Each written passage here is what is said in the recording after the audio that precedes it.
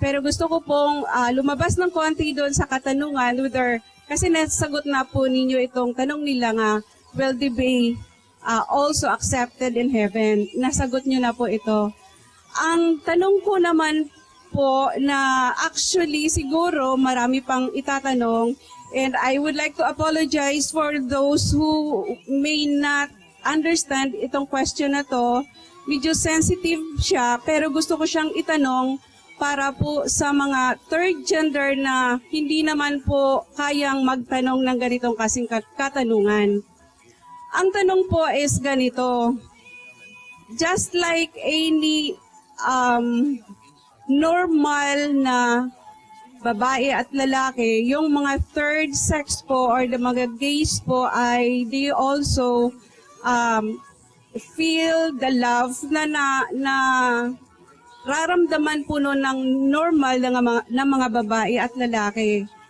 Ang problema nga lang po, yung love na yun ay hindi para sa opposite sex, kundi po sa kaparehas nila na sex. So, medyo sensitive siya in the sense na itong mga nilalang na ito is gusto din sana nila na magkaroon din sila ng pagkakataon na ma-express ang kanilang love. And I am talking about love, not lust. And pag sinabi kong homosexual, hindi po itong mga tao na noon nasa Sodom and Gomorrah. So, ang na-feel po nila is love. Kaya ang tanong po nila, if sila po is makahanap ng partner nila whom they love deeply and want to spend life with this person, itatakwil po kaya sila ni God? Brother Eli, itong kasagutan po ninyo, malaking tulong po sa mga third sex na hindi po kayang itanong ito. And I have never trusted this question with anyone, sa inyo lang po. Magandang umaga po. Salamat sa iyo, kapatid na Buena Vista. Una sa lahat, ganito, meron akong itatanong sa iyo. Are you married? Married po ako. I have 3 children. My eldest is 26 and my youngest is 20. I am a very woman po ako. And hindi po ako third sex, which definitely I was expecting you to ask. I am just voicing this out for the benefit of those who walang lakas ng loob na itanong po ito. Maraming salamat po. Ganito yon, kapatid. I have no doubt about your being feminine. Ang akin ganito, kasi kung may asawa ka, mas maiintindihan mo ang sasabihin ko. Tanungin mo minsan ng asawa mo na kung if you are going together for the last 20 or 15 years, tanungin mo siya ng isang tanong na honest. Ewan ko kung ang asawa mo is brave enough to tell you the truth, na ang tao mayroong ganitong damdamin. Kahit may asawa ka na kung minsan, you fall in love. And that is the truth. That is expressed in songs, in feelings of humanity na, bakit ngayon ka lang dumating? Sabing gano'n. Meron gano'n, ano? Ba't ngayon ka lang dumating? Sabi niya, o kaya ay, please release me, let me go, for I don't love you anymore. To live a lie would be a sin. Release me and let me love again.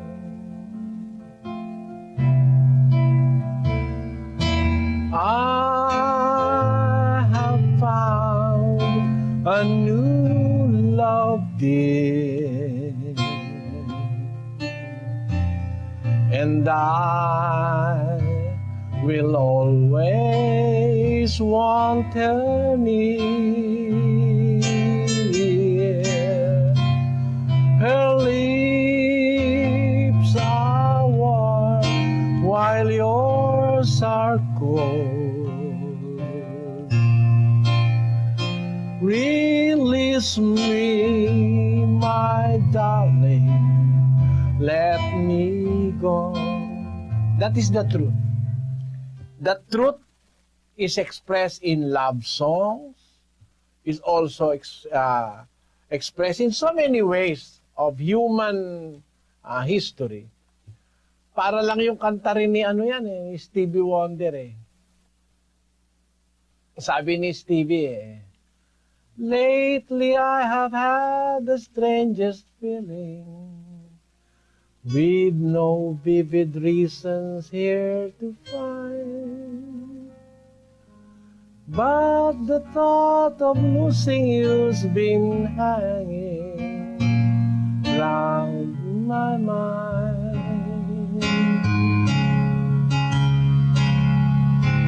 Far more frequently you're wearing perfume.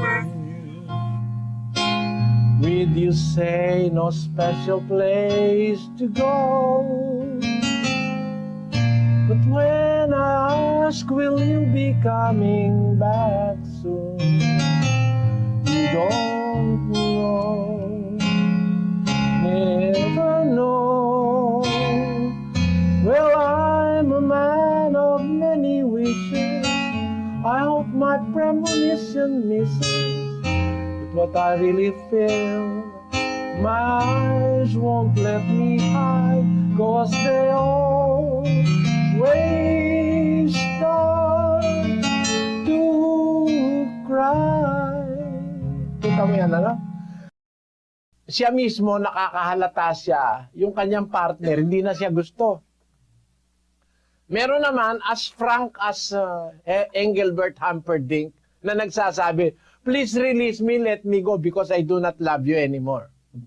Ano ang ibig kong sabihin, kapatid na Benavista? Ganito yon. Lahat ng tao may feelings na kung tawagin natin ay love o human love. Iba kasi yung love na nanggaling sa Diyos, yung agape sa Greek. Yung agape kasi, it's a divine love. Yung agape. Tatlong klase actually ang love sa Biblia. Ang translated na word love sa English, sa Biblia, from the Greek is tatlo yan. Yung isa, agape, which is the love that comes from God, which is holy love, divine love. Yung isa ay yung eros, which is the romantic love. And the other is philia. Yung philia, kapatid, pag-ibig din yon. Kaya lang, pag-ibig yon sa anak, sa kamag-anak. Yung pag-ibig sa asawa, yung eros, yung romantic love, masamang gamitin mo sa anak yon. Re-rapin mo yung anak mo. O kaya, maaaring maging, hindi na love yung kundi lust, no? Kaya, may tatlong klaseng love. May pagmamahal sa kamag-anak, philia. May pagmamahal sa asawa, eros. May pagmamahal na galing sa Diyos, yun ang agape. Yan. Ngayon ganito, kapatid, ang tao, yung eros, lumilipas kasi yun eh. Yung pagmamahal ng tao sa kanyang partner, lumilipas yun. If it is not cradled with care, it cannot be preserved for long. Kaya, merong mga tao, normal na lalaki, normal na babae, kahit kasal na, may anak na, nagkadating yung panahon, nagkakagusto sa iba. And if that feeling is liberated, it can be more than the first love that you felt in life. Gaya nga nung sabi nung kanta na, love is lovelier the second time around. Merong second time na pagmamahal eh. Kaya nga ang pruweba dyan, kapatid, yung nabubiyuda, nag-aasawa uli. Dahil nagkakaroon uli siya ng pagmamahal sa iba eh. Hindi totoo yung sinabi niya na ikaw lang ang mamahalin ko nung nagliligawan sila. Hindi eh. At tunayan eh, nung mabiyuda, hindi pa nga nagbababalok sa ay nag-asawan eh. Di ba? Ano ang ibig kong sabihin? Ito, pag-ibig ito eh. Sa ating kaalaman ng tao, pag-ibig yun eh. Na may asawa ka na, may anak ka na, natututo ka pang magmahal sa iba. Nararamdaman ng tao yun. Pinatutunayan niya ng kasaysayan ng sangkatauhan. Natututong magmahal sa iba. Ngayon, ano ang dapat mong gawin so that you will not commit sin against God? Susupilin mo yung pagmamahal na yun. You are going to conquer that love because you believe in God and you believe in what God said. You believe in the commandment that thou shalt not commit adultery. The word in the Bible, thou shalt not commit adultery, has so many things in it. Nandoon yung eros. Natitingin ka sa ibang babae, magmamahal ka sa ibang babae, bawal ng Diyos yun. Ano ibig kong sabihin, kapatid? Para makasunod ka sa Diyos, yung feeling mo na yon, susupresin mo yon ng pananampalataya. Dadaigin mo yon ng pagtitiwala sa Diyos. Ganon din ang mga third sex. For the reason that if you allow that kind of love, you will be transgressing God's law. Why? Let us read Leviticus chapter 18, verse 22, kapatid na Daniel. Huwag kang sisiping sa lalaki ng gaya sa babae. Karumal-dumal nga. In English it says, Thou shalt not lie with mankind as with womankind. It is abomination. it is abomination in the sight of the Lord. Huwag kang sisiping sa lalaki gaya sa babae. Yung magkakaroon ng sexual intercourse. Karumal-dumal nga. At yan ang dahil kaya ang Sodoma at Gomora ay nilipol ng Diyos. So there is a reason, is a lesson in the Bible na that is the rationale why you have to suppress that kind of love that you are feeling inside you. Dahil hindi naman opposite sex ito. Ito naman the same sex. No? Physically speaking, you are not fit in sexual action. You are not fit. Kumbaga, pareho kayong lalaki, para kayo nag-iispadahan nun. No? Physically speaking. Kung ang pag-uusapan naman spiritual, malalabag mo yung batas ng Diyos. Kaya anong gagawin mo? Di magtitiis ka na lang, susuppress mo yung feeling mo, hindi kita papayagan halimbawa na magpakasal kayo dahil the same sex kayo, lalabag tayo sa aral ng Diyos. Sabihin, unfair naman ka. Hindi naman unfair. Alam mo kapatid kung bakit? In the total analysis of life, hindi unfair. Yung mga walang asawa na hindi nakapag-asawa for the reasons na gusto nilang makasunod sa Diyos, may mas magandang gantimpala yun sa langit eh. Basahin natin yung 50 sa stress ng Isaias, kapatid na Daniel. At huwag ding magsalita ang taga-ibang lupa na nalakip sa Panginoon na magsasabi, tunay na ihihiwalay ako ng Panginoon sa kaniyang bayan. At huwag ding magsabi ang bating, narito, ako'y punong kahoy na tuyo. Yung bating kapatid, yun yung walang asawa.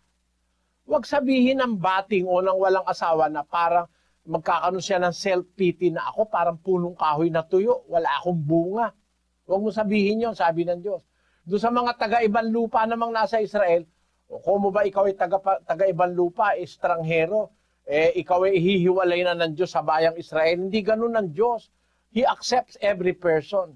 Wala siyang itinatakwil. Kaya huwag mo sabihin yon na ikaw ay hihiwalay dahil taga-ibang bayang ka, hindi ka Israelita. O kaya ikaw ay bating naman nagse-self-pity ka na para akong punong kahoy na tuyo. Bakit? Anong pangako ng Diyos? Tuloy. Sapagkat ganito ang sabi ng Panginoon tungkol sa mga bating na nangingili ng aking mga sabat at pumipili ng mga bagay na nakalulugod sa akin at nag-iingat ng aking tipan.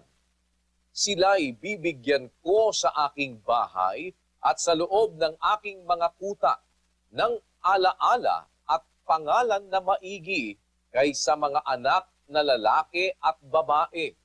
Aking bibigyan sila ng walang hanggang pangalan na hindi mapaparang. Kita mo, they have a favor in the afterlife. Meron silang favor na mas malaki kaysa sa mga talagang lalaki at babaeng anak ng Diyos. Yung mga parang naapi sa buhay na ito. Those that were, masasabi natin na kung tatagalog yun, kapuspalad eh.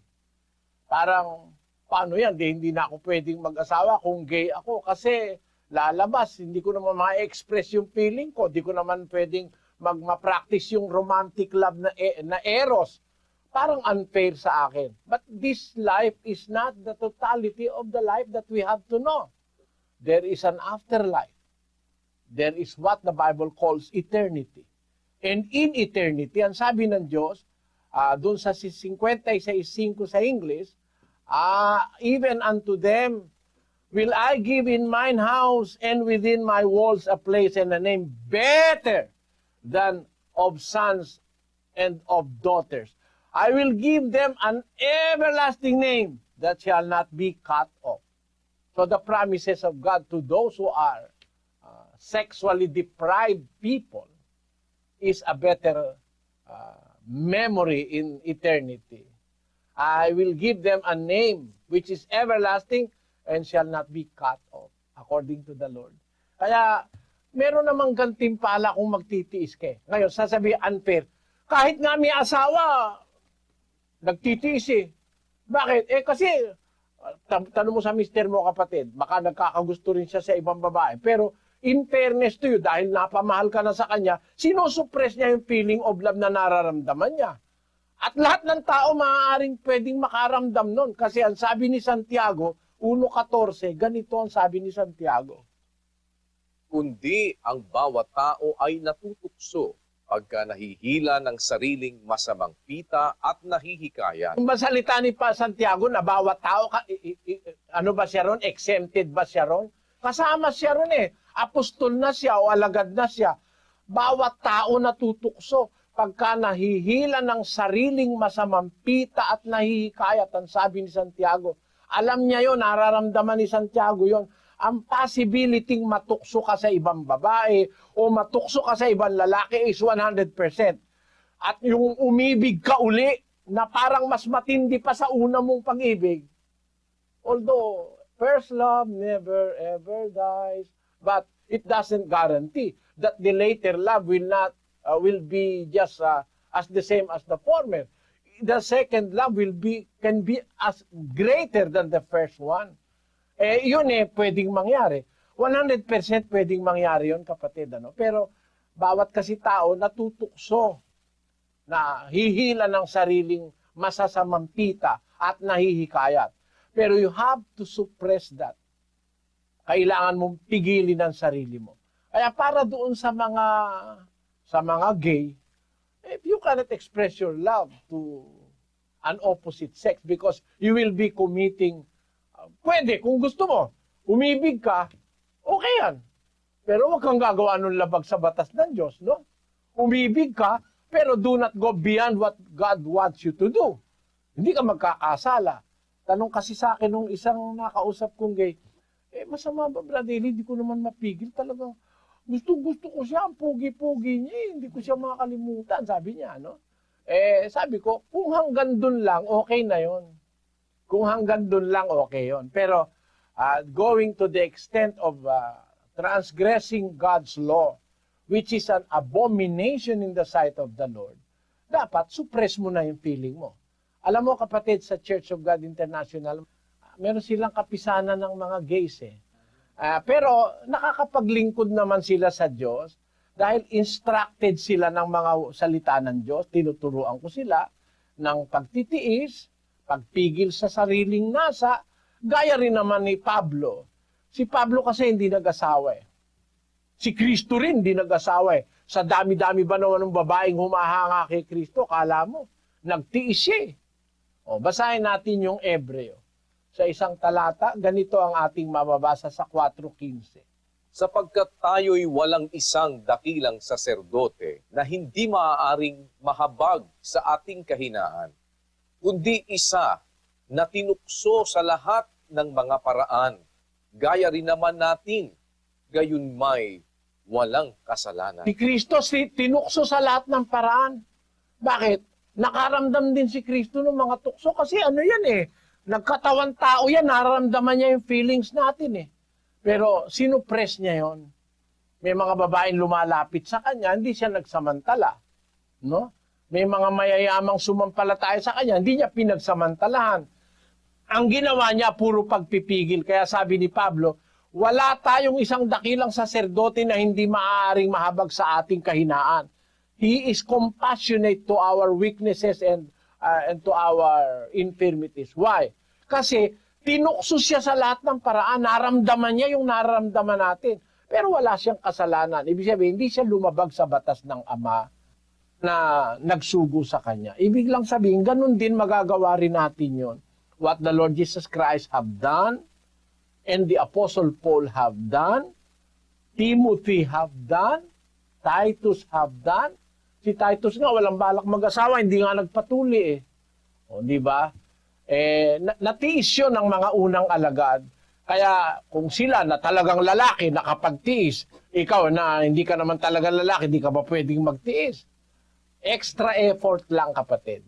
Your sensitive question also requires a sensitive answer, and I hope you understand that. Maraming salamat po. At least ngayon, mas confident ako pag sinasagot ko yung tanong niya. Maraming salamat po and have a nice day. At din po, may God bless you, kapatid na Ben.